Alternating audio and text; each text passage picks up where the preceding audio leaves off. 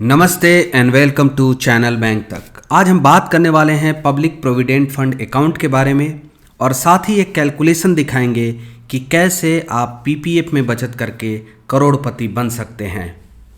कई बार आप बेहतर इन्वेस्टमेंट ऑप्शन की तलाश में रहते हैं जो सुरक्षित हो तथा बेहतर रिटर्न मिले। म्यूचुअल फंड में जोखिम के कारण लोग निवेश करने से बचते हैं, साथ ही बैंक में घटते इंटरेस्ट के कारण अच्छा ऑप्शन सर्च करते हैं। अगर आप लंबे समय के लिए प्लान कर रहे हैं तो पीपीएफ एक बहुत ही अच्छा ऑप्शन साबित हो सकता है आपके लिए।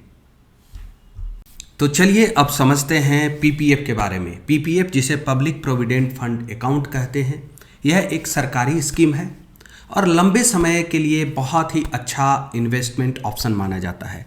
एक कन्फ्यूजन होता है लोगों को, जो आपका कहीं पे आप जॉब कर रहे हैं तो जो आपका जीपीएफ कटता है या ईपीएफ कटता है वो एक अलग चीज़ हो जाता है। उसमें एम्प्लॉय का एक पोर्शन कटता है, उतना ही पोर्शन एम्प्लॉयर के द्वारा मिलता है, वो अलग चीज़ होता है। उससे अलग जैसे सुकन्या समृद्धि होता है, सीनियर सिटीजन सेविंग स्कीम होता है, उसी तरीके से पब्लिक प्रोविडेंट फंड एक सरकारी स्कीम है जो कि 15 साल के लिए होता है। अगले स्लाइड में हम और विस्तार से इस पे बात करते हैं। फिलहाल के लिए इतना जान ले कि यह एक सरकारी स्कीम है और इसमें पैसे व रिटर्न सुरक्षित व गारंटीड होते हैं। पीपीएफ अकाउंट आप अपने नाम से या अपने बच्चे के नाम से किसी भी बैंक में या पोस्ट ऑफिस में ओपन कर सकते हैं। इसमें 500 से अकाउंट ओपन आप करा सकते हैं और मैक्सिमम इसमें आप 1.5 लाख सालाना जमा कर सकते हैं।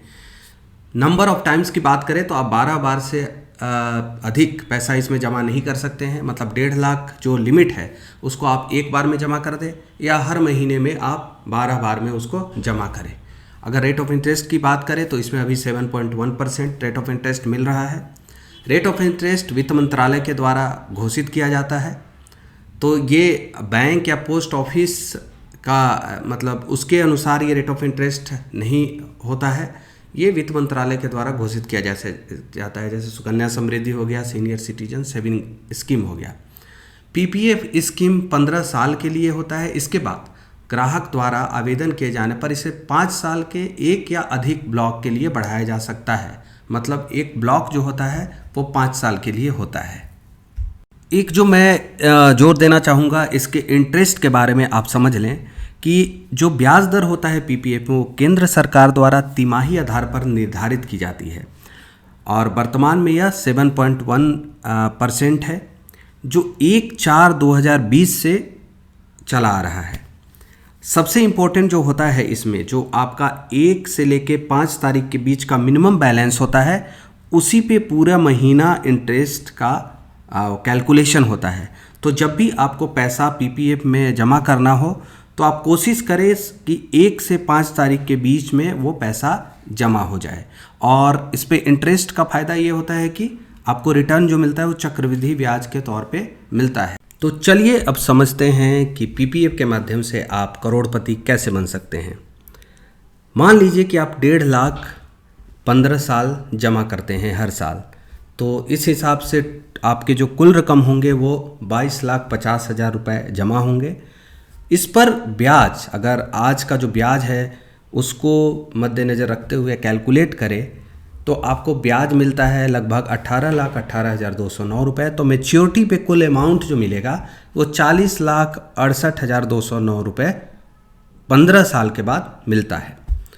लेकिन अगर आप इन रुपए को नहीं निकालते उस टाइम और 5-5 साल के लिए, जो एक ब्लॉक होता है वो 5 साल का होता है, तो आप 2 ब्लॉक में अगर इसको बढ़ा लेते हैं इस निवेश को, तो इस तरीके से जो आपका पीपीएफ अकाउंट है वो 25 साल तक चलेगा।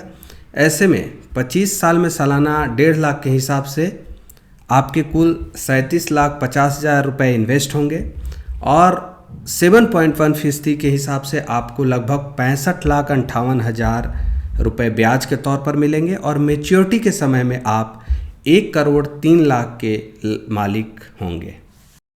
और एक चीज़ जो महत्वपूर्ण है वो मैं बता दूं कि इसमें जो इन्वेस्ट आप 1.5 लाख करते हैं हर साल, उसे आप टैक्स इन्वेस्टमेंट में दिखा सकते हैं। इन्वेस्ट के लिए जो इन्वेस्टमेंट दिखाया जाता है टैक्स बचत के लिए, उसमें आप 1.5 लाख रुपए दिखा सकते हैं। साथ ही इस पे जो मैच्योरिटी अमाउंट मिलता है वो भी टैक्स फ्री होता है, वो भी आपके इनकम में काउंट नहीं होता है। और हर साल 31 मार्च के दिन जो कैलकुलेशनों के इंटरेस्ट अमाउंट क्रेडिट होता है अकाउंट में, वो भी इनकम टैक्स उसमें भी नहीं लगता है। आशा है आज का ये वीडियो आपको पसंद आएगा। इसी तरीके के और भी फाइनेंशियल टिप्स के लिए हमारे चैनल को सब्सक्राइब करें। धन्यवाद। बैंक तक के साथ।